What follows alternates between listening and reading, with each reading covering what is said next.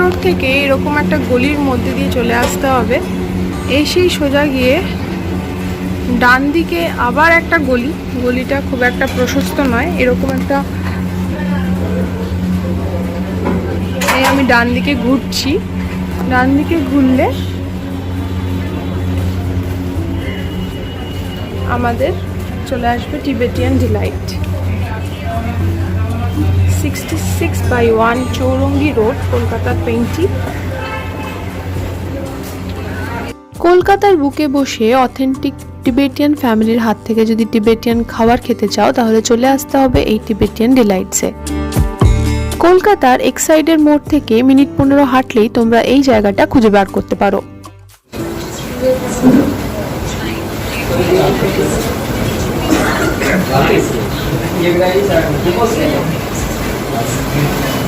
Difficult location এবং AC ছাড়া ambience একটু ব্যাকডেটেড হলেও এখানকার খাওয়ারে তোমরা খুঁজে পাবে অথেন্টিক টিবেটিয়ান এবং চাইনিজ টেস্ট।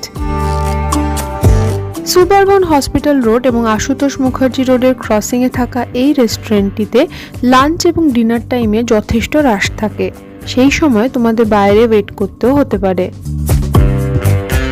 চিকেন স্যুপ আর মোমো চলে এসছে। স্যুপের মধ্যে চিকেনের পরিমাণ দেখেই বুঝতে পারছো খাবারের কোয়ালিটি কত ভালো।